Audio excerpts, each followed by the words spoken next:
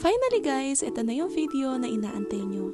Dito sa video na to, i-reveal ko na sa inyo kung ano yung agency na nakatulong sa akin para makasampa ko dito sa barko. Hello guys, Miss Chris here, 22 years old, fresh graduate working on a cruise ship. So here's the story guys. Isa lang din po akong mahirap na nangarap. Wala po kaming ibang koneksyon, wala rin po kaming family member na isang seafarer.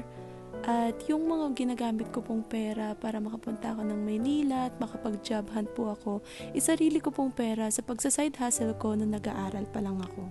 Sa hirap ng buhay, nag-try na rin ako ng iba't ibang klase ng trabaho pero parang feeling ko hindi naman sila para sa akin kaya sabi ko kung mangangarap ako, taasan ko na yung pangarap ko.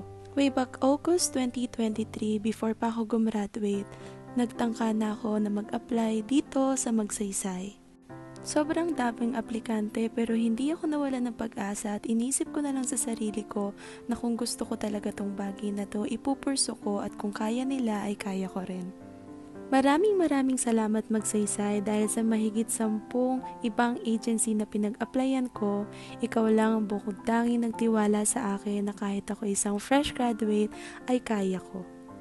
Kahit isa lang akong normal na tao at walang backer at fresh graduate, walang experience, nadala mo ko dito sa barko, napa-experience mo pa sa akin na makasakay ng eroplano. Kaya ikaw na nanonood dito sa aking Facebook page at sa mga video ko, maniwala ka lang sa sarili mo. Normal lang na mabigo sa paulit-ulit mong pagsubok, pero intayin mo pag nakita ng Panginoon na dedicated ka, matatanggap ka rin. See you! Share ko na rin to sa inyo guys, itong Bati Cafe na pinuntahan ko after ko mag-report sa Magsaysay.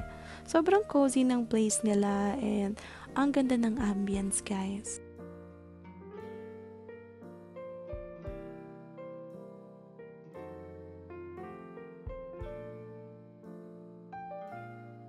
I would definitely rate this cafe with 10 out of 10.